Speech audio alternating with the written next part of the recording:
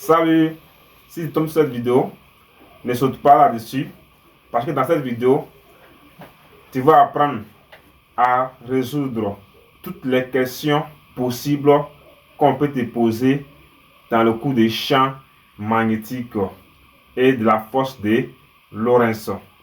Après cette vidéo, tu n'auras plus besoin encore d'aller bosser ton cours de champ magnétique de Lorentz que tu as déjà fait avec tes professeurs à l'école.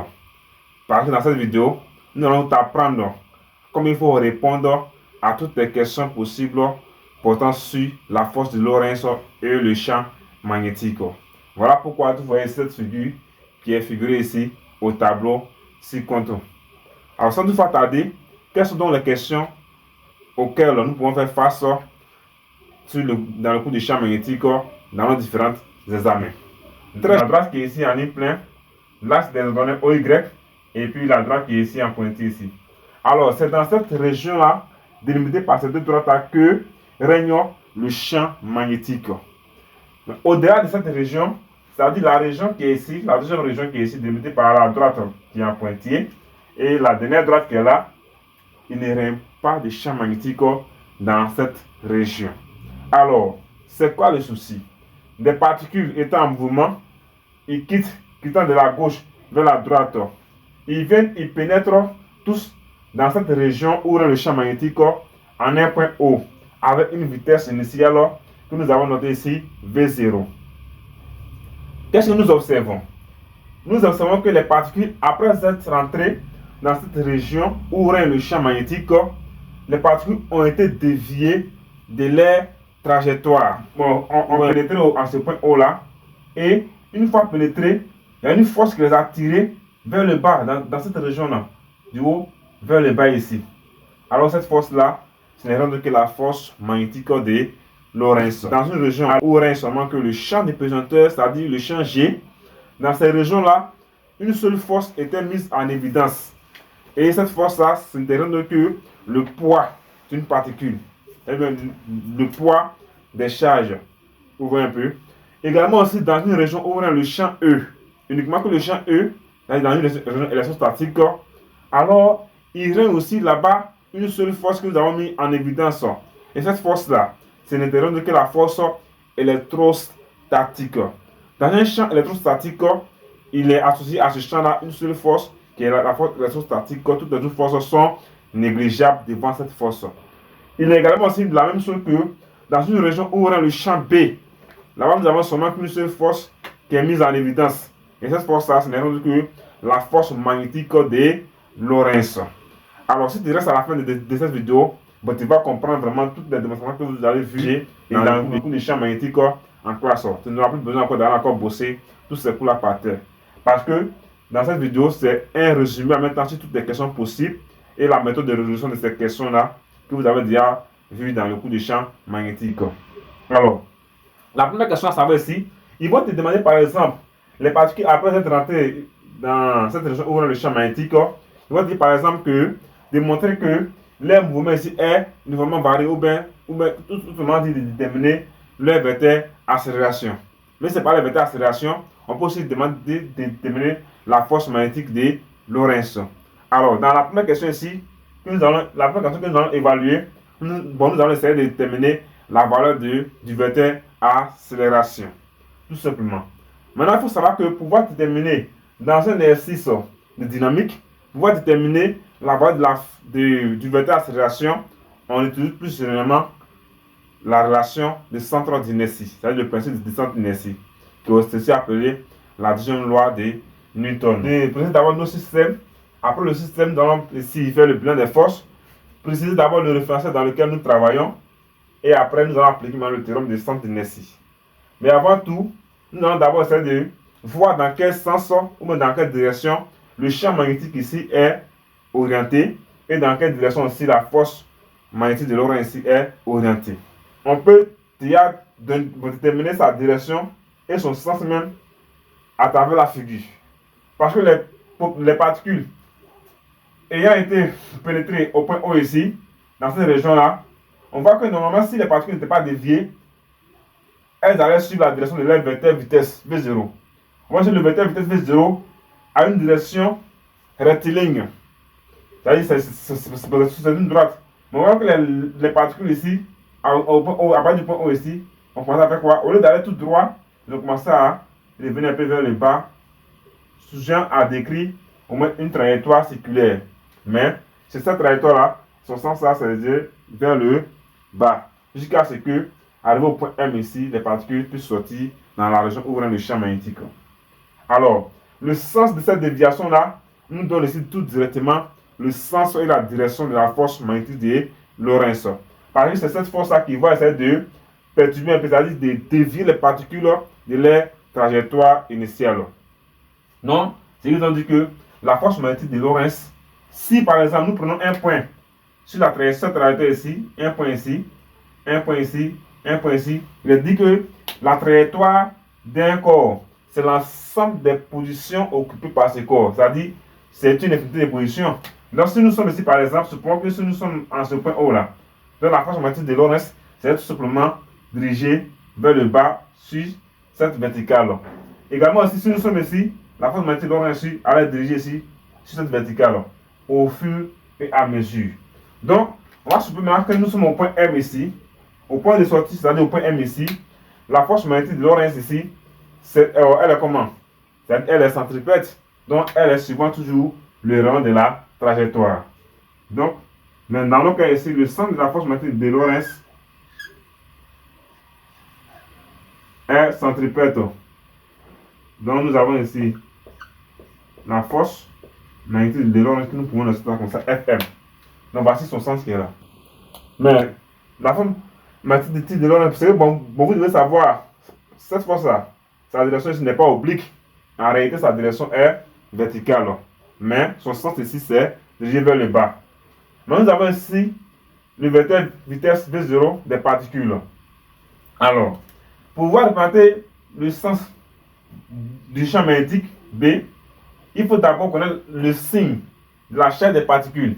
Alors, si on suppose que les particules ici, vu que la force magnétique de Lorentz est dirigée dans ce sens-là, si on suppose ici que les particules ici ont une charge Q qui est supérieure à 0, alors, dans ce cas de figure-là, si les particules ont une charge Q qui est supérieure à 0, on va dire quoi ici? Donc, tout le monde voit que le QV et le V0 sont collinaires d'abord. D'abord, le vecteur vitesse V0 et le vecteur vitesse multiplié par un scalaire, V multiplié par un scalaire, c'est aussi un vecteur. Mais ce vecteur est un peu différent de ce vecteur qui est là. Alors, le vecteur V0 et le vecteur Q fois V0, ces deux vecteurs-là ont la même direction. Mais leur sens maintenant va dépendre du signe de la charge Q. Si le signe de la charge Q ici est positif, alors le vecteur V0 et QV0 vont aller forcément dans le même sens. Maintenant, si la charge Q ici est négatif, alors le vecteur V0 et le vecteur QV0, qui est aussi un autre vecteur, les deux là vont aller dans le sens opposé, mais gardant toujours la même direction. Alors, chose apprenant. Ici, on suppose que la charge Q ici est supérieure à 0.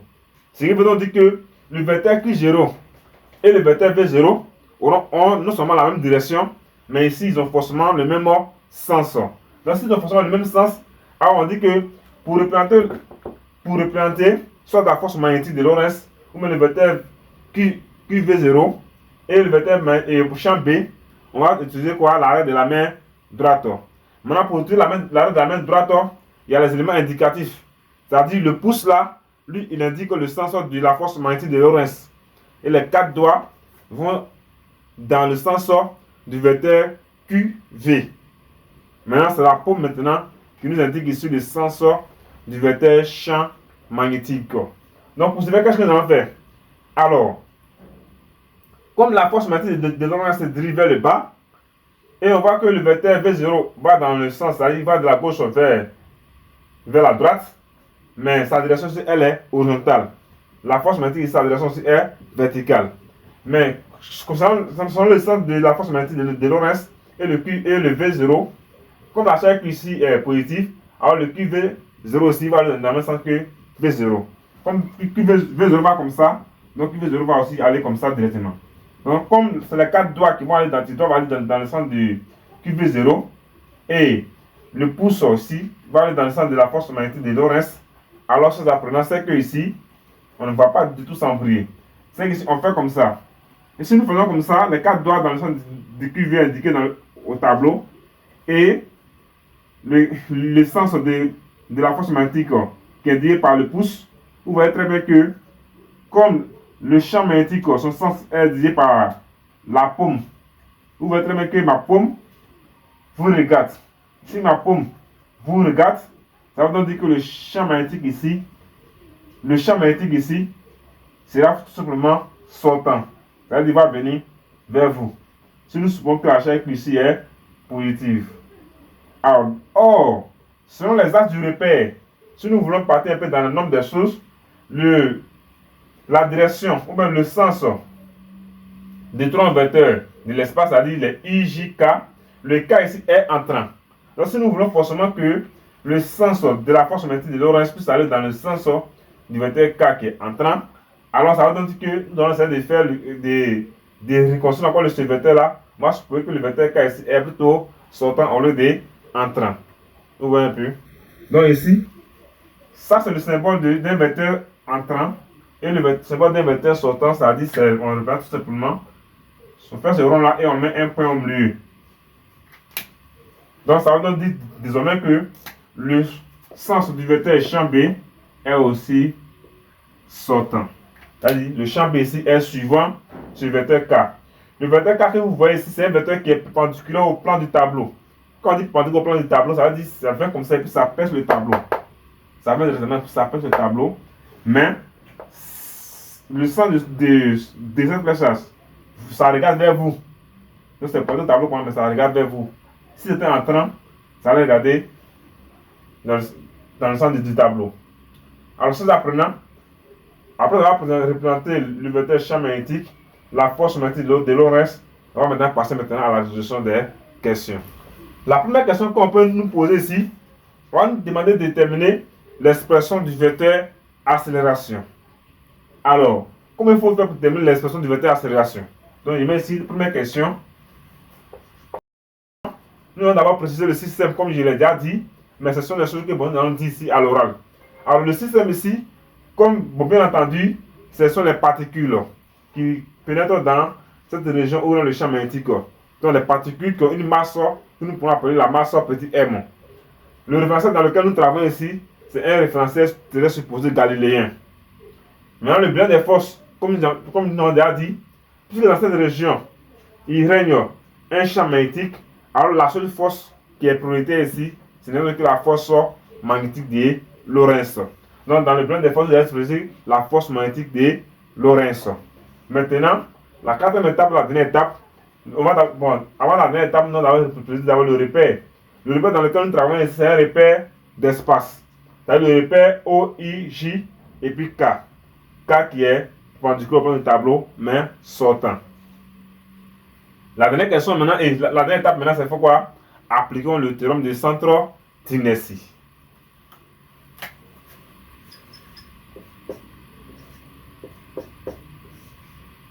Abrégé TCI, théorème de centre d'inertie.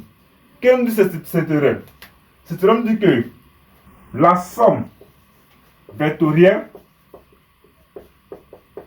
de toutes les forces extérieures appliquées à un système est égale au produit de la masse du système multiplié par le vecteur accélération. Voici ce que nous dit le théorème de centre d'inertie. Maintenant, nous allons adapter ce théorème à notre exercice. Alors, nous avons combien de forces ici? Nous n'avons qu'une seule force, qui n'est que la force magnétique de Lorentz. Donc, nous allons remplacer ce sigma F extérieur par la force magnétique de Lorentz.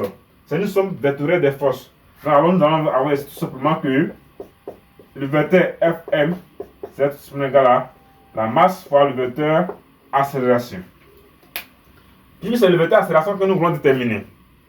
Maintenant, il faut donc connaître l'expression de la force magnétique de Lorentz. Dans cette région, il ne reste seulement que le champ magnétique B. Il ne reste pas le champ E ici. Mais si les deux champs étaient à la fois ensemble, alors la force magnétique de Lorentz allait donner une autre expression que nous allons déterminer plus tard. Mais ici, comme c'est uniquement que le champ magnétique B, on va donner l'expression de la force magnétique correspondant à ce champ magnétique B. Or, l'expression vectorielle de la force magnétique de Lorentz, elle est égale à la charge Q fois le vecteur V vectoriel le champ B. Ça, c'est différent du champ B vectoriel QV. Vous allez pratiquement vous poser la question, pourquoi QV, le vecteur QV vectoriel le vecteur B est différent du vecteur B vectoriel le vecteur QV? Alors, ce ne sont pas les mêmes choses. Pourquoi? Parce que l'opération que nous effectuons ici, ce n'est rien d'autre qu'un produit vectoriel. Or, un produit vectoriel, pour ceux qui ne le savent pas, n'est pas commutatif. Ça dit quoi? Si nous prenons par exemple deux vecteurs V1 et V2, si nous allons prendre deux vecteurs V1 et V2, que nous voulons déterminer le produit vectoriel. Alors, il faut noter que V1 vectoriel V2, il est vrai aussi que le produit vectoriel de deux vecteurs, c'est un vecteur. Ce qui n'est pas le cas pour le produit scalaire. Alors, le vecteur V1 vectoriel V2 ici, si il veut le réécrire, si il veut dire ça va être V2 vectoriel V1, il sera obligé de mettre un moins ici. Vous voyez? Donc, ce qui veut dire que V1 vectoriel V2 est différent de V2 vectoriel V1. Mais V1 vectoriel V2 est égal plutôt à moins V2 vectoriel V1. Alors que si c'était le produit scalaire, pour un produit scalaire, nous avons V1 scalaire V2, nous pouvons supposer que ça fait aussi V2 scalaire V1. Avec le produit scalaire, on peut admettre ça. Le produit scalaire est commutatif. Donc, c'est une chose très importante à savoir. La force magnétique de Lorentz, elle est égale à QV vectoriel B. Maintenant, si vous voulez maintenant, une fois que vous dites que ça, si vous voulez écrire le champ B vectoriel QV, vous serez obligé de mettre un moins ici. Alors, on va maintenant remplacer la force magnétique de Lorentz par son expression, c'est-à-dire QV vectoriel B. Nous allons avoir ici, on va dire ici que cette relation sera équivalente à QV vectoriel B égale à la masse par le vecteur accélération. Maintenant, le V qui est là, comme dans le cas de l'autre exercice ici, nous avons dit que c'est plutôt V0, ce n'est pas V. Alors, on peut ajouter ici O à l'indice de 0 à l'indice de V ici, pour dire que nous sommes dans l'esprit de notre exercice. Donc, c'est QV0, vecteur du champ B, est égal à la masse donnée par le vecteur accélération. Alors, dans ce cas, maintenant, on va tirer le vecteur accélération et nous allons trouver maintenant l'expression du vecteur accélération qui sera Q sur la masse M multiplié par le vecteur V0 vectoriel le champ magnétique. Alors voici donc l'expression du vecteur accélération. Alors vous remarquez ici que le scalaire Q sur M là c'est un scalaire. Donc Q sur M multiplié par un vecteur, ça donne forcément un vecteur. On dit un scalaire multiplié par un vecteur, ça donne un vecteur. Donc ce groupement qui est là, c'est un vecteur. Maintenant, celui qui est là, c'est un vecteur. Vous voyez très bien que le produit vectoriel de ces deux vecteurs-là nous ont donné quoi? On a engendré ici un vecteur qui est neutre que le vecteur accélération. Alors, lorsque le produit vectoriel de deux vecteurs donne un vecteur, ça veut dire que voilà, l'information que vous devez savoir ici, le produit vectoriel de deux vecteurs qui donne un troisième vecteur, ces trois vecteurs-là sont orthogonaux entre eux. Je répète, le produit vectoriel de deux vecteurs qui donne un vecteur, donc l'information que vous devez savoir, c'est que ces trois vecteurs-là seront forcément orthogonaux entre eux. Ce qui veut dire quoi? Si nous avons par exemple le produit vectoriel de deux vecteurs V1 et V2 qui est égal à un vecteur V3 quelconque, ça veut dire que le vecteur V1 est orthogonal au vecteur V2 qui est lui aussi à son tour orthogonal au vecteur V3. Si le vecteur V2 est orthogonal au vecteur V3 et que le vecteur V1 est lui aussi orthogonal au vecteur V2, c'est que les vecteurs V1 et V3 sont orthogonaux entre eux. Vous voyez ce que j'apprends. Donc ce n'est pas du tout compliqué. Vous voyez pourquoi j'insiste sur ça? Parce qu'on va voir ça plus tard. Si le vecteur accélération est égal au produit vecteur de ces deux vecteurs, c'est-à-dire Q sur M fois V0 et le champ B, ça veut dire que le vecteur V0, le vecteur champ B et le vecteur accélération sont tous orthogonaux entre eux, 2 à 2. Alors, après avoir terminé l'expression du vecteur accélération, voici la question qu'on peut vous poser.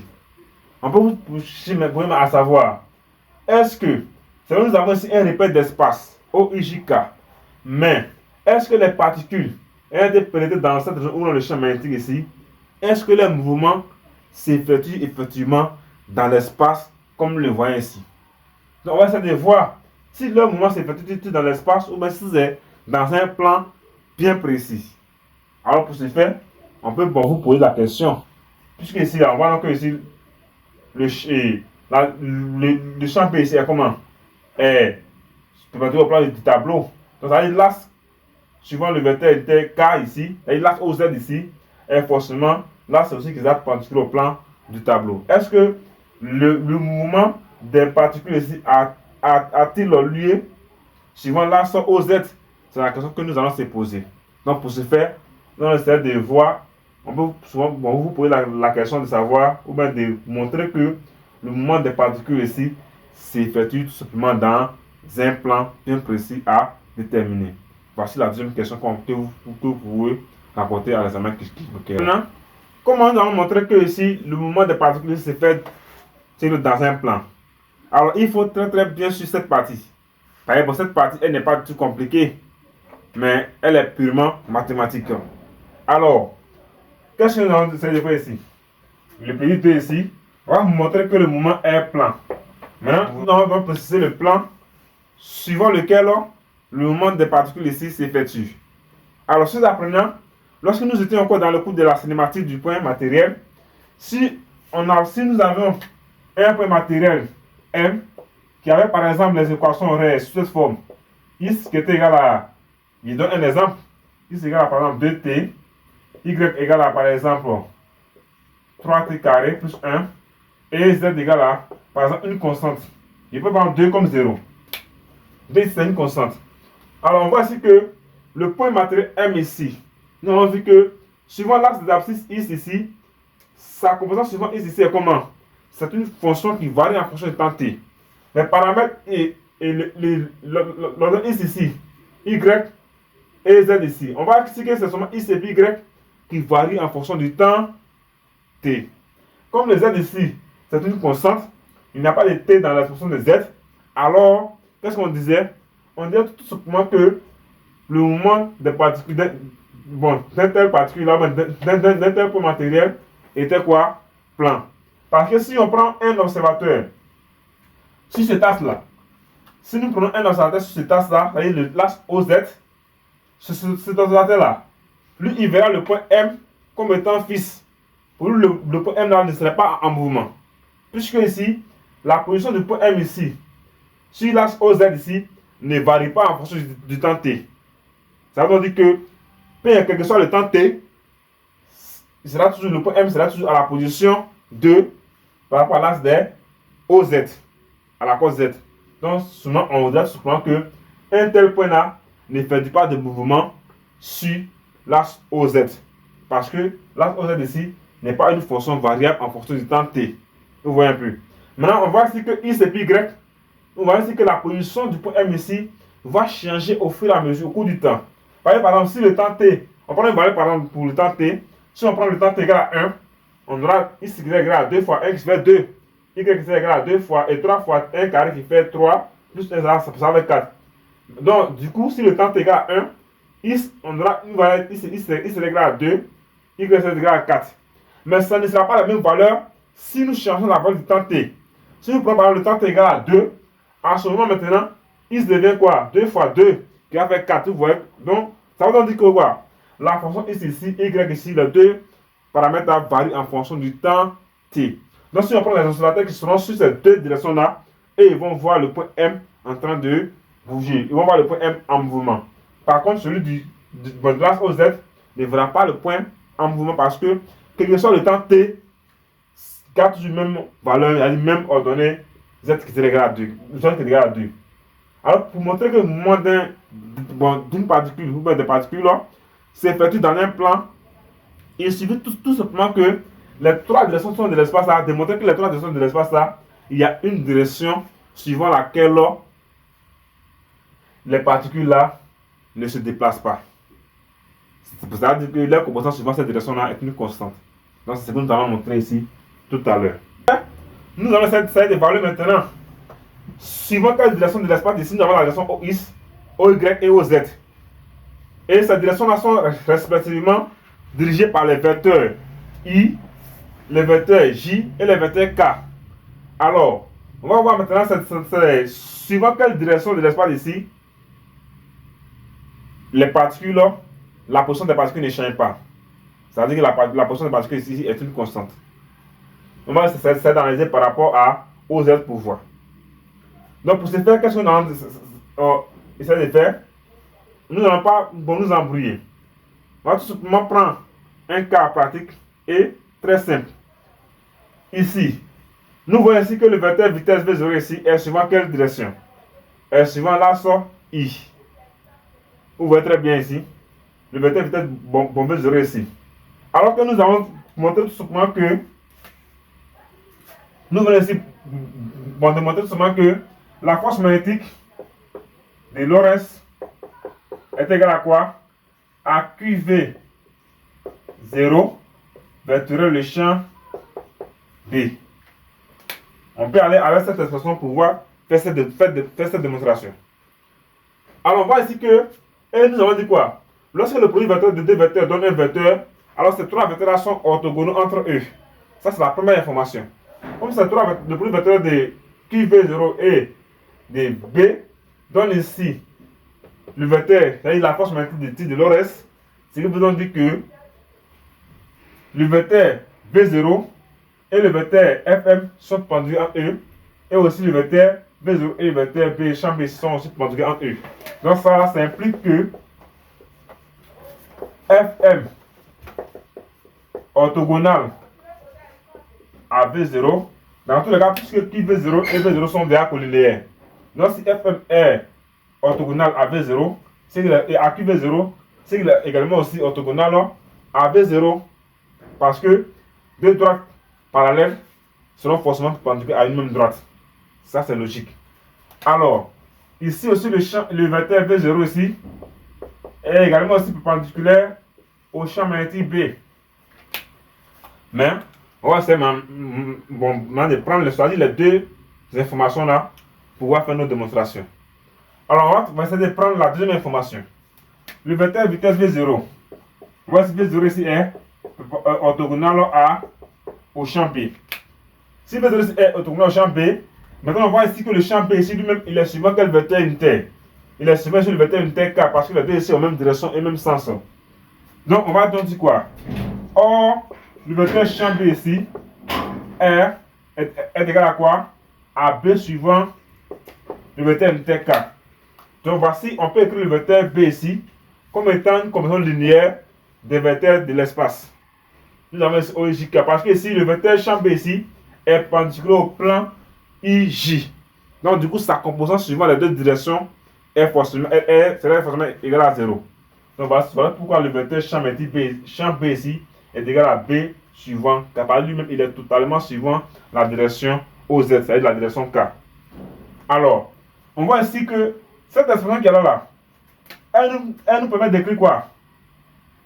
Elle nous permet de dire que c'est B égale à le vecteur B égale à B fois K. Ça nous permet de dire que le vecteur champ B est parallèle ou bien collinéaire au vecteur unitaire K. Vous voyez un peu? Dit que le vecteur champ B égale au vecteur B suivant K et B suivant K, c'est les deux vecteurs sont forcément collinéaires. Alors si le vecteur champ B ici est collinéaire au vecteur unité K, et que le vecteur champ B lui-même, il était comment? Par rapport au vecteur V0, il était aussi orthogonal au vecteur V0.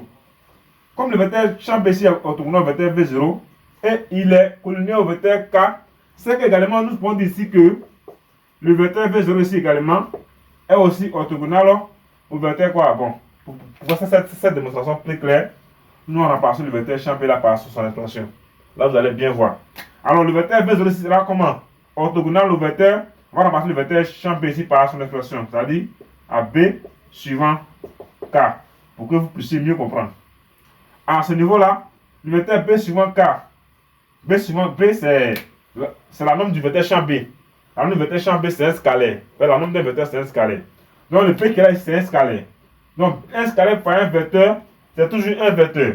Donc on peut donc se limiter de dire que, le vecteur V0 ici sera orthogonal au vecteur unitaire K.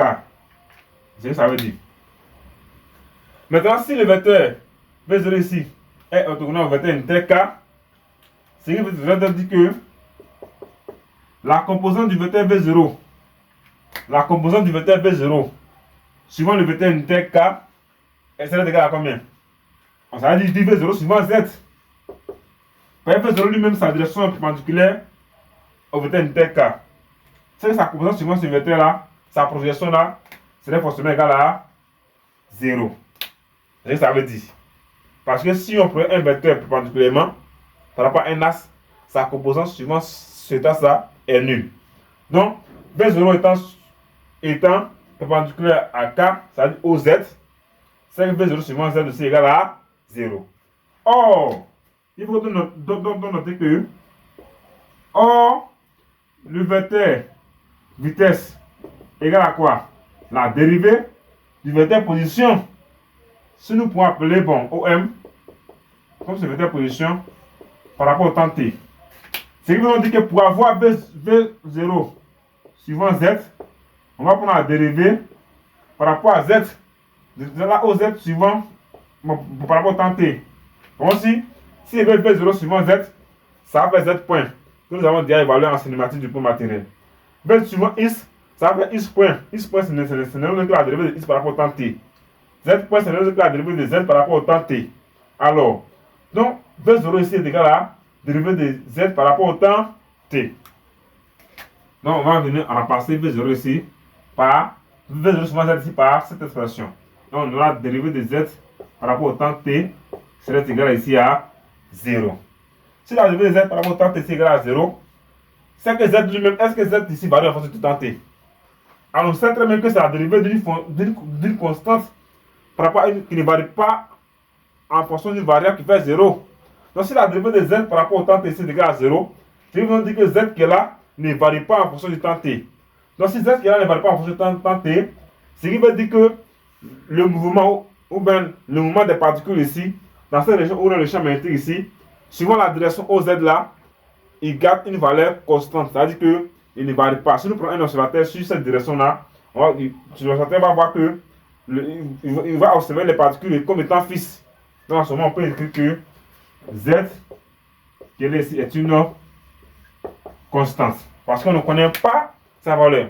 Mais comme on sait que sa dérivée par rapport au temps T donne 0, alors c'est que l'information qu'on peut avoir déjà, c'est que c'est une constante. C'est une constante, ne varie pas en fonction du temps T. Donc, on peut donner sur quoi? C'est le mouvement des particules ici va seulement s'effectuer seulement que dans le plan X, Y. Parce que le Z ici est déjà constante. Donc, voici un peu ici. On va aller maintenant pour tirer la conclusion. On va dire comme Z est une constante. Alors le mouvement a lieu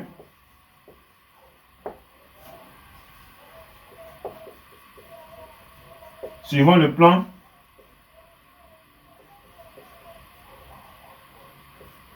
O, X, O, Y. O, ça veut dire que ça c'est l'axe des abscisses. O, Y, ça veut dire que ça c'est l'axe des ordonnées. Dans certains documents, vous allez voir qu'ils vont noter ça comme ça. Ils vont dire le plan X, O, Y. C'est la même chose. C'est la même chose. Mais pour avoir un plan, il faut au maximum 2 directions. Nous avons déjà un plan. Donc, chose apprenant, voici un peu désormais comment il faut montrer que le mouvement des particules dans un champ magnétique est plan. Ce n'est pas du tout compliqué.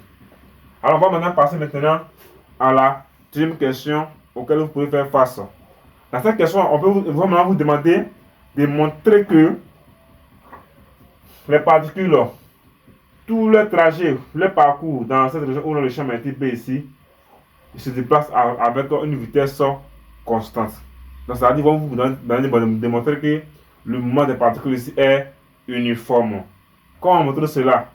Reste connecté jusqu'à la fin de cette vidéo et tu vas comprendre cette démonstration. Il faut montrer que le mouvement des particules dans une région où le champ magnétique B est un mouvement uniforme. Cette démonstration, nous avons deux méthodes possibles.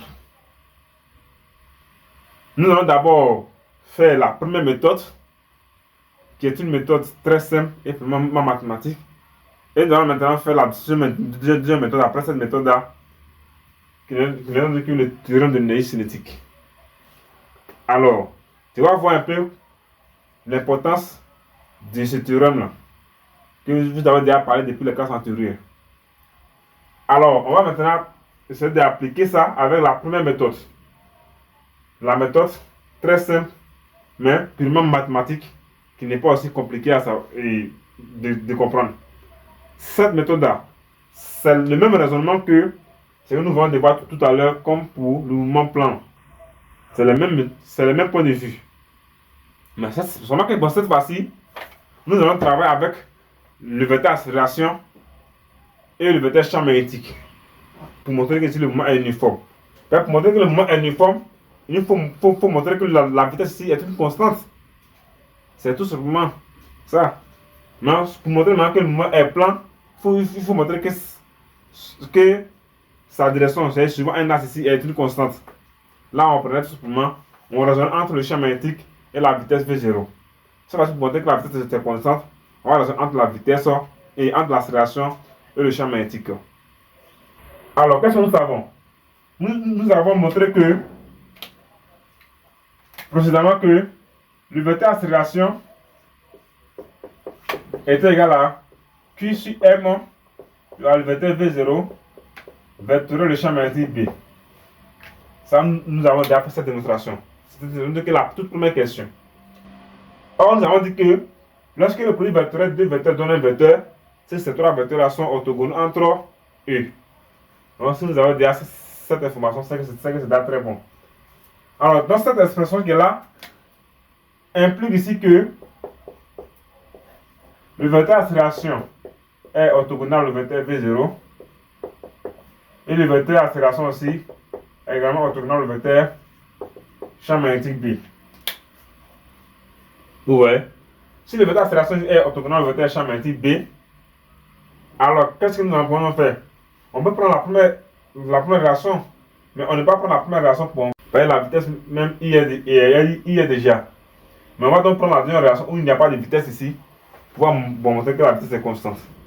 Alors, on va partir avec la deuxième relation. Donc, on dit que le vecteur accélération ici est perpendiculaire au vecteur champ B. Et nous savons très bien que le vecteur champ B ici, lui, il est comment? Il est suivant le vecteur unitaire K. Le champ B est égal à B suivant K. Parce que les deux sont. Donc, si B est égal à B suivant K, ce qui veut dire ici que le vecteur champ B ici est collinéaire, c'est-à-dire parallèle, si vous voulez, au vecteur unitaire K. Alors, on va donc essayer d'établir une relation entre le vecteur accélération et le vecteur unitaire K aussi, également. Si le champ B est collinéaire au vecteur unitaire K et que le champ B est orthogonal au vecteur accélération, c'est que le vecteur accélération ici également est aussi orthogonal au vecteur unitaire K également. Donc ça va impliquer ici que le vecteur accélération est orthogonal au vecteur unitaire K. Si le vecteur accélération est orthogonal au vecteur unitaire K, alors la composante du vecteur accélération suivant ce vecteur unitaire K, c'est tout simplement noté A suivant Z. Donc, c'est évident dire ici que A suivant Z parce que c'est ce vecteur cas là, c'est nous qui un vecteur directeur de la droite OZ, c'est-à-dire de l'axe OZ. Voilà pourquoi on prend ici A suivant Z. Donc si A est perpendiculaire à un vecteur directeur d'une droite, c'est que ce vecteur-là, sa composante suivant cette droite-là est nul. C'est nous qui dit que A suivant Z ici sera forcément égal à 0. Si A suivant Z ici est égal à 0, or, en cinématique du point matériel, si nous voulons par exemple, le vecteur accélération suivant Z, on dit que ça fait Z 2 points. C'est-à-dire que la dérivée seconde de la position. Mais la dérivée seconde de la position, c'est soit aussi ça fait quoi? V0 suivant Z point. C'est ce que ça veut dire. C'est-à-dire la dérivée de, soit la dérivée seconde de la position ou la dérivée de la vitesse par rapport au temps. Alors, on va donc raisonner ici en termes de vitesse. Ce qui nous dit ici que si A suivant Z est égal à t, alors c'est que ici A suivant Z, ça fait quoi? La dérivée de V0 suivant Z par rapport au temps T. Vous voyez très bien. Si A suivant Z, pas V0 suivant Z ici, voici V0. Alors, si A suivant Z ici est égal à 0, or A suivant Z est égal à quoi? À la dérivée de V0 par rapport au temps T. Comme A suivant Z est égal à la dérivée de V0 par rapport au temps T, alors on peut donc venir remplacer A suivant Z ici par cette expression. Et là, nous allons avoir ici dérivée de V0 par rapport au temps T, c'est égal à 0. Pourquoi? Parce que A suivant Z est égal à 0. Si la dérivée de V0 par rapport au temps T est égal à 0, c'est que V0 lui-même est une constante. Ça veut dire qu'il est indépendant du temps T. Il ne varie pas en fonction du temps T, parce que sa dérivée par rapport au temps T c'est égal à 0. Alors si V0 est une constante, ça veut dire que le mouvement des particules ici est uniforme. Voici la conclusion qu'elle a. Donc, chez l'apprenant, voici la toute première méthode. Vous voyez très bien que cette méthode-là, elle est très courte et très facile à manipuler, même si c'est purement mathématique, mais il n'y a pas de grande chose là-dedans. Alors nous allons passer maintenant à la deuxième méthode. Peut-être que vous allez aimer aussi la deuxième méthode, donc restez connectés. La deuxième méthode ici consiste à faire quoi? Puisque on veut montrer ici que le mouvement est uniforme, donc les questions ici vont montrer que la vitesse des particules est la même en chaque point de sa trajectoire.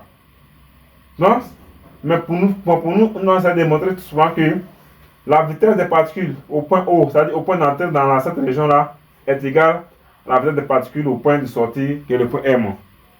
Donc, on va essayer d'établir une égalité entre ces deux vitesses. Alors, pour ce faire, nous allons utiliser ici.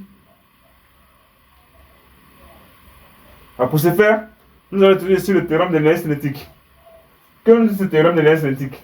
Bon, nous avons déjà fait l'étude de dynamique, tout ça là. Le théorème de l'énergie nous dit que la variation de l'énergie cinétique entre deux points, ici nous avons non pas entre le point O, qui est le point initial, et le point de sortie M des particules. Entre M et puis O, c'est-à-dire entre O et M, est égal à la somme des travaux de toutes les forces extérieures exercées au système, appliquées au système entre les deux points. Alors, si apprenant, d'après le bilan des forces, nous avons déjà montré là-bas que la seule force qui existait dans cette région-là, ou dans le champ B, c'est la force magnétique de Lorentz. Alors, dans ce cas, la variation de l'énergie entre les deux points, ça va faire l'énergie cinétique au point M, l'énergie cinétique au point M, qui est le point final, moins l'énergie cinétique au point O, qui est le point initial. Et ça, c'est égal à quoi? Au travail de la force magnétique de Lorentz entre les points M et O. Et ça veut dire. Maintenant, quel nouveau ce travail qu'elle a? Le travail de la force magnétique de Lorentz. Comment on peut calculer ce travail qu'elle a? Alors, on ne va pas du tout s'embrouiller. On sait très bien que, premier point, nous savons très bien que la puissance instantanée, nous avons déjà parlé de cette puissance-là depuis dans la classe antérieure. Il y a ici deux expressions possibles. La puissance est égale à soit le travail d'une force, le travail de la force divisé par le temps t, qui est aussi égal à quoi? Parce que le travail de la force ici, ça fait quoi? Le travail de la force à faire, la distance aussi multipliée par quoi? Par la longueur depuis les classes antérieures. Donc ça veut ici quoi? La distance que nous pouvons noter ici par exemple le vecteur OM multiplié par la valeur de la force, autrement dit le vecteur OM scalaire la force divisé par delta T. C'est-à-dire la variation du temps T. Alors, le travail c'est la force scalaire le déplacement. Donc si on prend le déplacement ici comme OM comme le déplacement, OM scalaire la force. Et là, ça nous donne ici la force scalaire ici, le déplacement, c'est-à-dire OM sur le temps T. Or, le déplacement par rapport au temps T n'est rien d'autre que la vitesse. Donc, ça veut dire que la puissance ici est égale aussi également la force scalaire la vitesse. Dans le cas ici, c'est V0. Donc, tout simplement, on voit ici que l'expression de la puissance ici est égale à la puissance est égale au travail de la force magnétique par rapport au temps T. Et cette même puissance, elle est égale à quoi? À la force magnétique de Lorentz scalaire de vecteur vitesse V0 dans notre cas ici. De ces deux expressions, nous avons dit quoi? Nous savons que la force magnétique de Lorentz, selon son expression, elle est égale à quoi? QV0 vectoriel le champ B. Alors, comme la force magnétique de Lorentz est obtenue par le produit vectoriel de deux vecteurs, ça veut dire que ces trois vecteurs sont orthogonaux entre eux. Donc, s'ils sont orthogonaux entre eux, c'est ce qui veut dire que la force magnétique de Lorentz est perpendiculaire au vecteur V0. S'il est perpendiculaire au vecteur V0, ce qui veut dire que la puissance est égale à quoi? La force magnétique de Lorentz ici est perpendiculaire au vecteur vitesse V0. Or la puissance est égale à quoi? La force magnétique de Lorentz scalaire le vecteur vitesse V0. Donc on a ici affaire à quoi? Au produit scalaire de deux vecteurs qui sont orthogonaux. Or, le produit scalaire de deux vecteurs orthogonaux est nul. Donc, ça veut dire que la puissance ici est égale à 0. Si la puissance ici est égale à 0, or, cette puissance est égale à quoi? Le travail de la force magnétique de Lorentz par rapport au temps T. C'est qu'on peut dire aussi que le travail de la force de Lorentz par rapport au temps T aussi ici également est égal à 0. Si c'est égal à 0, c'est que le travail de la force magnétique de Lorentz est égal à 0 parce que le temps T ici est différent de 0. Donc si le travail de la force magnétique de Lorentz est égal à 0, c'est que on va revenir maintenant dans la situation de la variation de l'énergie cinétique. On doit maintenant l'énergie cinétique au point M moins l'énergie cinétique au point d'entrée O serait également égal à quoi? On va remplacer le travail de la force magnétique de Lorentz par 0. C'est égal à 0. Donc du coup, on va se rendre compte que l'énergie cinétique au point M est la même que l'énergie cinétique des particules au point d'entrée O. Or, l'énergie cinétique ici varie en fonction de la vitesse. Donc si l'énergie cinétique au point M est égale à l'énergie cinétique au point O, c'est également la vitesse au point M ici également est égale à la vitesse au point O. Ça veut dire que la vitesse à laquelle les particules pénètrent dans la région où le champ B ici, c'est avec la même vitesse que les particules vont aussi ressortir dans cette région où le champ B au un point M. Ce qui veut dire que la vitesse ici des particules est restée constante. Cette vitesse est restée constante, alors ça veut dire que le mouvement de nos particules ici, dans toute cette région où le champ magnétique ici, est resté uniforme. La vitesse ici est constante. Chez apprenant, voici donc la deuxième manière va montrer que le mouvement des particules ici est uniforme. Alors, sans toutefois tarder, nous allons maintenant passer à la quatrième démonstration. La quatrième question auquel nous pouvons faire face, vont nous demander par exemple dans un exercice de champ magnétique que de montrer que le mouvement des particules est circulaire. On va démontrer que c'est uniforme. Il faut donc montrer que c'est circulaire. Comment montrer que le mouvement de notre particule ici est circulaire? Pour montrer que le mouvement de notre particule ici est circulaire, il faut tout simplement montrer que le rayon de la courbure de la trajectoire ici est une constante. Donc nous allons montrer ça. Alors, maintenant pour montrer que ce rayon qui est là est une constante, il faut d'abord déterminer son expression. Donc on va donc déterminer l'expression du rayon de courbure. Maintenant, pour montrer ici que le mouvement des particules ici est circulaire, donc il nous faut tout simplement montrer que le rayon de courbure ici est une constante.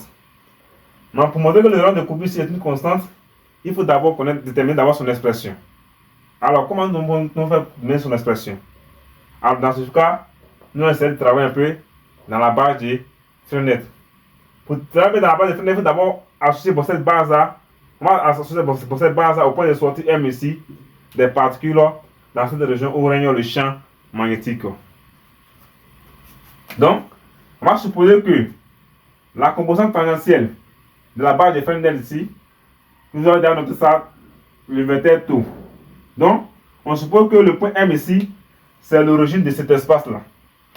C'est-à-dire, nous allons avoir ici le vecteur unitaire tau, qui est la tangente à la trajectoire. Donc, et la normale ici est centripète. La normale ici, c'est le N. On va supposer que le N ici est suivant le centre et le rayon. Donc voici la base de Fresnel qui est là. Alors pour ce faire, on va maintenant essayer d'appliquer le théorème de centre d'inertie dans cette base de Fresnel. Le théorème de centre d'inertie nous dit quoi? La somme vectorielle des forces extérieures appliquées à un système est égale ici à la masse du système multiplié par le vecteur accélération. Nous connaissons déjà très bien l'expression de cette force. Et dans cette région-là, nous avons dit qu'il n'y aurait une seule force qui n'est que la force magnétique de Lorentz. Donc, on va remplacer ce sigma des forces extérieures par la force magnétique de Lorentz. Donc, cette expression serait équivalente à quoi? Au vecteur force magnétique de Lorentz, qui est égal au produit de la masse du système par le vecteur accélération. La force magnétique de Lorentz ici, elle est égale à quoi? Elle est égale à au vecteur QV. Ici, comme nous avons ici le vecteur vitesse, c'est noté le vecteur vitesse V0. Donc, on va dire QV0 vectoriel le vecteur champ magnétique B. Alors, la question que nous allons nous poser, que nous vaut donc l'expression du vecteur accélération dans la base de Fresnel. Alors, ce vecteur accélération ici est aussi écrit comme une combinaison linéaire des vecteurs unitaires de cette base. Donc, c'est évident de dire quoi? Le vecteur accélération dans la base de Fresnel se vecteur d'abord suivant la tangentielle tau, c'est égal à quoi? On va écrire ici A, suivant la tangentielle, ce que nous notons A tau, suivant le vecteur unitaire tau, plus le vecteur accélération AN, c'est-à-dire suivant la normale, suivant le vecteur unitaire N. Voici l'expression du vecteur accélération dans la base de Fresnel. Maintenant, que nous vaut donc l'accélération suivant la tangentielle et l'accélération suivant la normale? Donc, nous allons rappeler cela.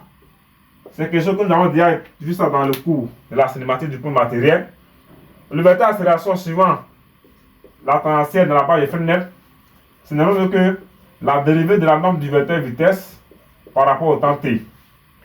Par contre, l'expression du vecteur accélération suivant la normale, cette expression-là n'est rien d'autre que la norme de la vitesse au carré divisé par le rayon de courbure. Dans notre cas, nous allons noter ça ici par un grand R ou bien par ρ, si vous voulez, mais on va noter ici par un grand R.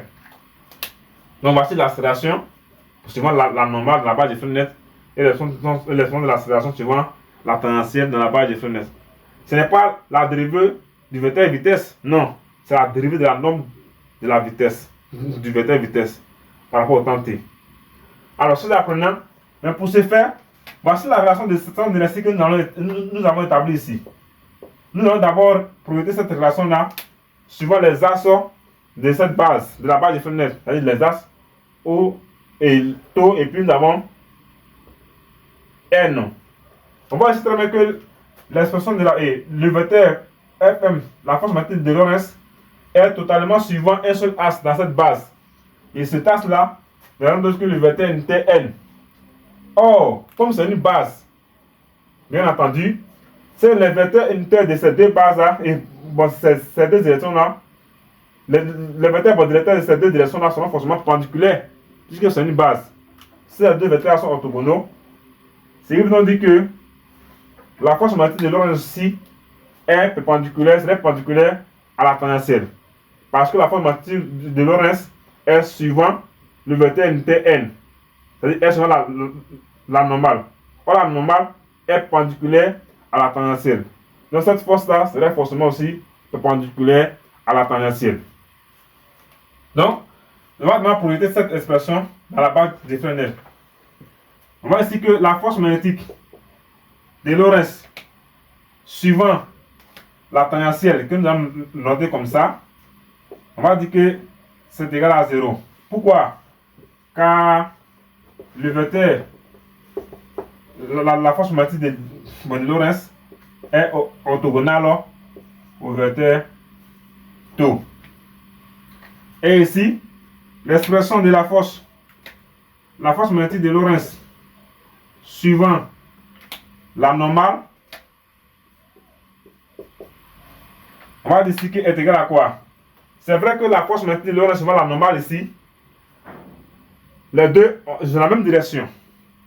Parce que c'est dans la même direction, mais dans le cas ici, les deux sont confondus. Mais non, ils ont non seulement la même direction, mais ils ont le même sens. Ce qui veut dire que la force magnétique de Lorentz ici, suivant cette normale-là, est totalement égale à la norme de la force magnétique de Lorentz elle-même. Tout simplement. Et là, on va justifier cela. Car la force magnétique de Lorentz, le vecteur force magnétique de Lorentz est collinéaire à la normale. Et de même sens. Bon, vous pouvez préciser, et de même sens devant. Alors, nous allons essayer de projeter maintenant ces deux relations ici. Dans notre égalité. Donc, si nous projetons cette relation qui est là, vectorielle qui est là, puisque ici on sait que la force magnétique de Lorentz suivant la tangentielle est nulle. Donc, et la vitesse ici, l'accélération ici suivant la tangentielle est égale à quoi? La dérivée de la norme de la vitesse par rapport au temps t. Or, nous avons montré plus haut que le mouvement des particules dans cette région où le champ magnétique ici était uniforme. C'est évident dire que la norme du vecteur vitesse à chaque des points de sa trajectoire dans cette région ici est une constante. Donc si c'est une constante, c'est évident dire que la dérivée de la norme du vecteur vitesse ici par rapport au temps t, c'est également équivaut à 0. Parce que le mouvement ici est uniforme. Donc l'accélération ici suivant tout ici est équivaut à 0.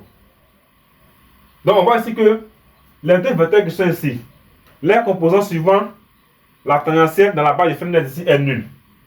Donc, on ne va plus s'intéresser à cette direction tangentielle. On va plutôt revenir maintenant sur la normale.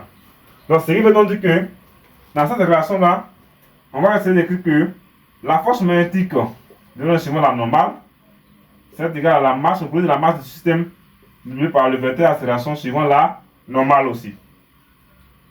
Et à ce instant-là, on a dit que la force magnétique suivant la normale, c'est que le module ou la norme de la force magnétique Lorentz.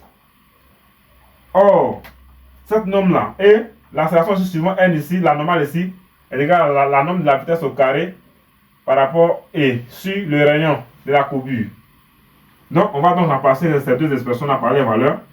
La norme de la force magnétique de Lorentz, voici son expression qui est là.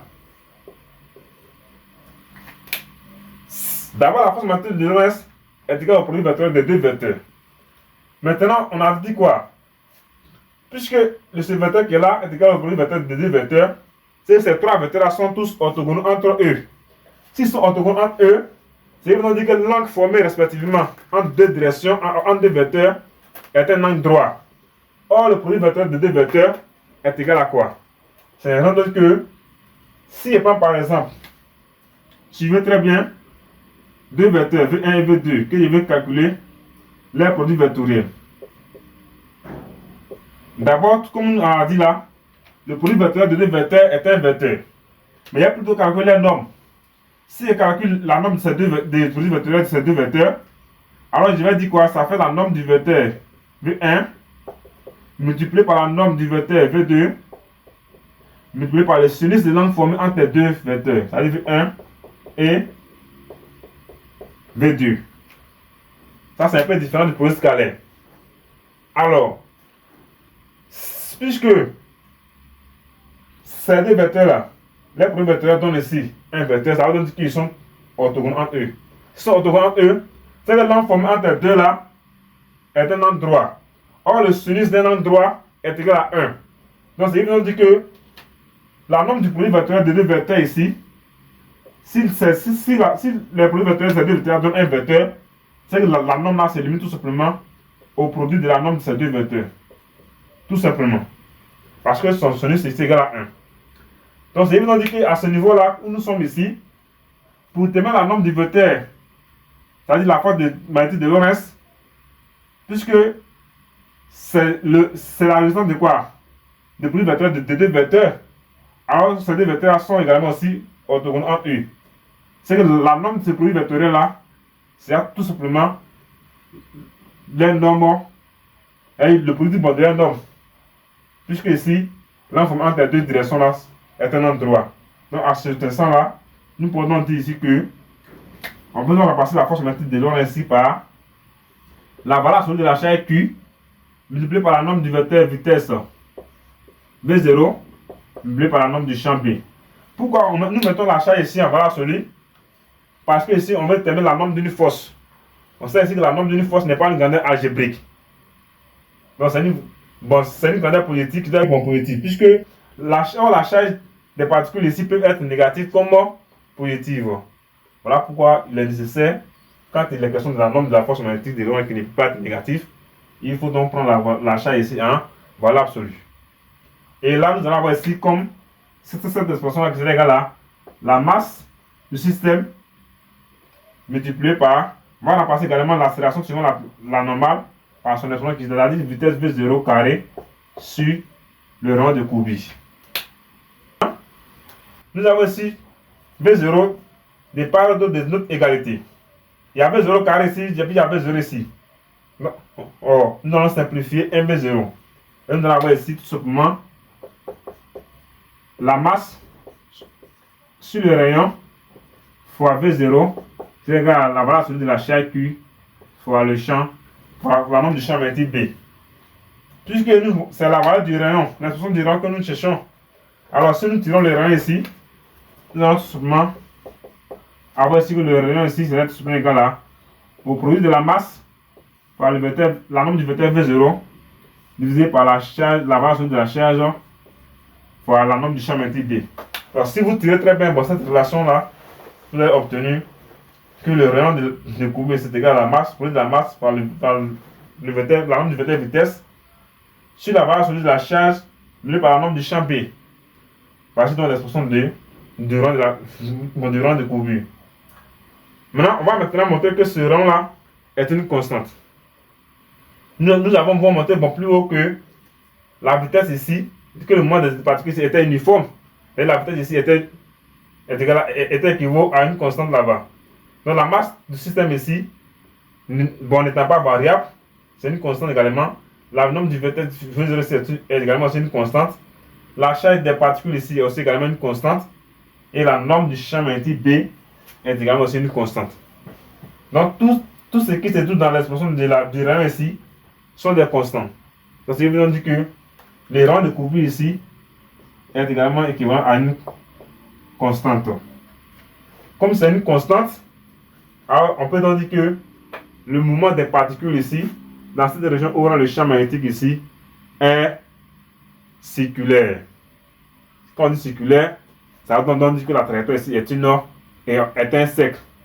Donc si la trajectoire décrit un cercle, pourquoi? Parce que un cercle là, il a seulement que deux caractéristiques, les caractéristiques par deux éléments, son centre et son rayon. Or le rayon d'un cercle ne peut jamais varier. Il y a toujours une constante. Donc un cercle qui a pour rayon qui varie c'est que ce n'est pas un cercle. Alors, dans ce apprenant, on va donc essayer de nous arrêter là pour cette démonstration. Nous allons maintenant passer maintenant aux questions suivantes où nous allons essayer de déterminer la déflexion magnétique et la déviation magnétique. Alors, restez connectés jusqu'à la fin et vous allez comprendre beaucoup de notions avec le professeur Zambé. Donc, rendez-vous tout à l'heure pour les questions suivantes. Nous allons entamer maintenant la 5e question auquel nous pouvons faire face dans nos différentes épreuves. Et cette question, elle est la suivante. On nous demande ici de déterminer la déviation magnétique. Alors, la déviation magnétique, pour déterminer ça, ce n'est pas du tout compliqué. C'est très simple. C'est juste que la valeur de cet angle θ que nous voyons ici. Maintenant, pour déterminer la valeur de cet angle θ, qu'est-ce que nous allons faire? Alors, on voit ici que le point K qui est là, c'est que le milieu de OI. Pour ça, ce sont les approximations. Or, la distance qui sépare le OI là, ce n'est que la distance entre les deux plaques et entre les deux plaques verticales qui délimite ici la région où est le champ magnétique. Or, la longueur là, cette longueur est appelée ici, selon les tests ici, on appelle ça petit L. Ouais. Alors, pour ce faire, on va essayer de dire quoi? On va essayer d'exprimer aussi la longueur de ce tac qui est là. La trajectoire, c'est-à-dire OM, en fonction du rond de Kubi et de l'angle θ. Il y a une relation qui lie les deux grandeurs. On va supposer ici θ ici en radian. Alors, si vous apprenez ici, on va dire quoi? On va supposer que la longueur de l'arc OM, c'est-à-dire cet arc-là, elle est proportionnelle à la valeur de l'angle qui est là, qui est la déviation. Par la relation R, le rayon de Kubi, vu par la mesure de l'angle θ en radian. Vous voyez très bien. Ça, c'est une expression que nous avons déjà vue dans le cours de trigonométrie dans les classes antérieures. Alors, si nous avons ça ici, nous allons supposer que nos trucs ici, les déviations ici, sont très faibles. Et si la déviation ici est faible, on a l'impression de voir que l'arc OM là, donc si on a l'impression de voir que l'arc OM et puis la direction de la du vecteur peut-être bon 0 seront presque confondus. Si les deux sont presque confondus, on dit que la valeur de l'angle θ ici est très petite, donc la déviation ici est très petite. Donc si la déviation est très petite, donc on peut donc approximer cette longueur de l'arc là à la distance OI. Vous voyez? Si on prend cette approximation à la distance OI, je vous dis que la longueur OM ici, je vous dis que la longueur OM ici, de l'arc OM ici, est pratiquement égale à la longueur L, qui n'est même que la distance OI, mais notée par L ici, selon le test ici. Alors donc, on va venir remplacer maintenant donc la longueur de l'arc OM par L. Nous avons ici L, qui sera égal à R fois l'angle θ. Il y a une chose apprenant. Alors ici, on va maintenant essayer de tirer maintenant la valeur de θ qui est la déviation. Θ ici est égal à L sur le rayon de Kubi. Maintenant, si nous voulons exprimer la valeur de la déviation en fonction de la norme du champ B, de la vitesse B0 des particules et de la chair Q, il suffit tout simplement de remplacer le rayon de Kubi par son expression. Nous avons dit or ici, le rayon de Kubi, comme nous avons déterminé dans les questions précédentes, nous avons trouvé que c'est égal à la masse du système par la norme de vitesse divisé par la chair Q en valeur absolue, multiplié par le champ magnétique B, la norme du champ magnétique B. Bon, dans tous les cas, puisque nous avons déjà précisé plus haut que la chair des particules ici était positive, donc on peut dire que sa valeur absolue c'est égal à sa norme elle-même. Donc on peut essayer d'effacer les valeurs absolues. Et là, on va venir remplacer le rayon qui est là par son expression ici. Mais ici, il faut voir que ce n'est pas le rayon ici qui est pris ici, mais c'est plutôt son inverse qui est pris ici. Donc, θ ici, on peut dire que θ est égal à L multiplié par l'inverse du rayon R du courbure. Donc, si nous prenons l'inverse de cette expression, on va se rendre compte que son inverse sera égal à QP sur M fois V0. Et là, on va voir ici comme expression de la déviation ici, qui sera souvent égal à L fois M par le nombre du vecteur vitesse V0 divisé par la charge multiplié par le nombre du vecteur champ B. Donc, tout apprenant, voici un peu l'expression de la déviation. Voici donc l'expression de la déviation angulaire. Donc, nous avons cet axe égal à L fois l'inverse du rayon. Et attention, une raie s'est produite. Remarquez très bien. Bon, nous avons dit, nous avons multiplié L ici par l'inverse du rayon. Alors que ce que nous voyons ici, le L a été multiplié tout simplement par le rayon et non son inverse. Donc, on va essayer de revoir cette erreur. Et là, nous allons avoir ici L fois Q fois la norme du champ B divisé par M fois la norme du vecteur vitesse V0. Alors donc c'est cette expression là qui est admise. Donc voici donc la déviation magnétique est là. Alors on va maintenant déterminer la déflexion magnétique. Alors c'est quoi la déflexion magnétique? Quand on parle de déflexion magnétique, les particules à l'extérieur de la région où est le champ magnétique ici, ils viendraient tous avec une trajectoire bien rectiligne. Donc maintenant, si on suppose que après la pénétration dans cette région où est le champ magnétique, si les particules n'étaient pas déviées, alors elles allaient tout simplement se diriger dans le sens de leur vitesse initiale de 0, c'est-à-dire elles allaient tous partir de façon rectiligne droite horizontalement jusqu'à venir s'implanter sur l'écran ici. Généralement, la plaque ici, généralement, c'est souvent notre écran d'observation. Donc, si les particules n'étaient pas déviées de leur trajectoire, c'est à ce point O' là qu'ils allaient tous venir s'implanter. Maintenant, comme à cause de la présence du champ magnétique et de la force magnétique de Lorentz, les particules ayant été déviées de leur trajectoire vont sortir où ça? Ne vont plus sortir de cette région où le champ magnétique à partir du point I, ou même ils ne vont plus venir jusqu'au point O' ici. Mais plutôt, comme ils étaient déviés, ils sont maintenant venus sortir à partir du point M et ils ont poursuivi leur mouvement avec une trajectoire bien rectiligne, parce que la vitesse ici est très élevée, jusqu'à venir s'implanter sur l'écran à partir du point G. Alors la déflexion c'est quoi? La déflexion magnétique c'est de voir la distance entre le point d'impact s'il n'était pas dévié de leur trajectoire et le nouveau point d'impact après la déviation de leur trajectoire. C'est la distance entre ces deux points-là que nous appelons ici la déflexion magnétique. Alors cette distance-là, c'est ce que nous allons noter ici.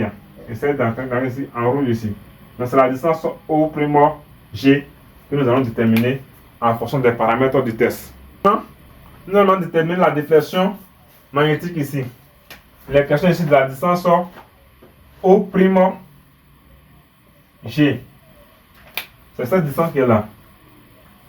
Alors, pour ce faire, nous allons essayer de considérer ici deux triangles semblables. Cette distance-là, pour pouvoir déterminer la distance qui est là, on va considérer ici d'abord le triangle O', K et G. On va essayer d'estimer cette distance-là en fonction de la déviation. Tout simplement, et cela est très simple. Pour ce faire, le côté que nous avons convenu, c'est ici. Dans le triangle K, O', G, qui est rectangle en O', le côté que nous voulons exprimer ici, ce côté-là, dans ce triangle rectangle-là, c'est un côté qui est opposé à l'angle θ. Alors, nous voulons terminer le côté opposé à l'angle θ, mais ne connaissant pas l'hypoténuse. nous n'avons pas l'information sur la valeur de l'hypoténuse.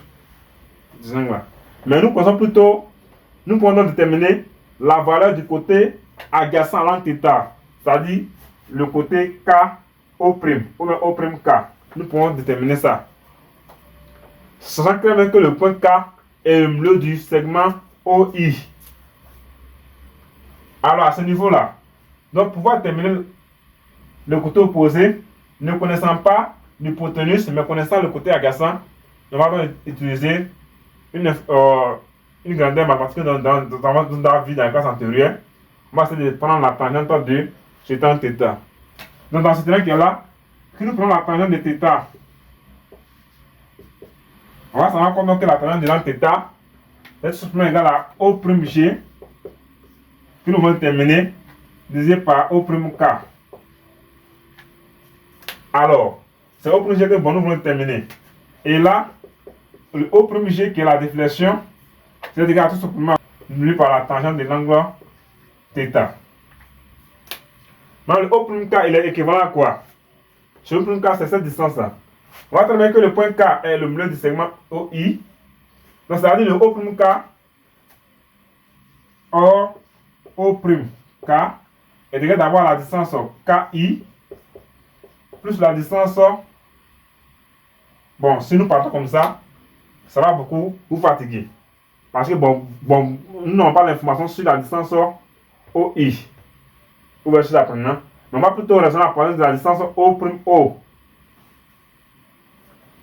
Donc la distance O'K, ou bien K'O, n'est rien que la distance O' moins la distance OK. Donc si nous faisons la grande distance, c'est-à-dire la distance O' moins la distance KO ou bien OK, on va retrouver tout simplement la distance O'K. Or, la distance O', c'est que le test a noté ici grand L. Donc O'K ici est égal à grand L moins la distance OK. Le OK ici, ce n'est que puisque K est le milieu du segment OI. Voilà, la longueur du segment OI est égal à petit L. Donc comme K est le milieu du segment OI, alors OK est égal à 1 demi de OI. Or OI c'est égal à L. Donc du coup OK ici est égal à 1 demi de petit L. Alors nous allons voir ici que nos déviations, nos déflexions O'G c'est souvent égal à L moins 1 demi de L multiplié par la tangente de l'angle θ. Alors, on va donc essayer d'exprimer la tangente de l'angle θ. Puisque si nous avons déjà dit que la déviation ici étant très faible, si la déviation ici est faible, alors c'est que nous avons dit que l'angle θ ici est très faible. Si notre θ est très faible, alors ça veut dire que tangente θ sera pratiquement égal à l'angle θ. Donc du coup, on va voir ici O'G, qui est la déflexion, égale L moins 1 demi de L multiplié par l'angle θ, par la déviation. Donc voici la relation qui lie la déflexion à la déviation qui est là. Maintenant, si on vous demandait d'exprimer cette déflexion en fonction des paramètres du problème, c'est-à-dire la chair qui des particules, le module du champ magnétique et le rayon de Courby, là il faut donc rappeler l'expression de cette déviation θ et remplacer ça, manipuler pour avoir la valeur ou l'expression appropriée de notre déflexion magnétique O'G. Ce θ que nous avons déjà déterminé dans la question précédente, nous allons remplacer ce θ là par son expression dans ces expressions précédentes là. Et vous allez déduire maintenant la valeur de la déflexion θ. Alors, chers apprenants, merci à vous. Bonne d'avoir suivi jusqu'à ce moment. Si vous avez compris quelque chose, ou si vous avez aimé la vidéo, n'hésitez pas à nous faire savoir dans les commentaires. Et nous allons faire encore plus de vidéos pour mieux vous aider à comprendre cette notion de champ magnétique et les autres notions qui vous restent. Alors, c'était avec la chaîne Olympia Chimie Physique. Nous allons nous donner rendez-vous à la prochaine vidéo.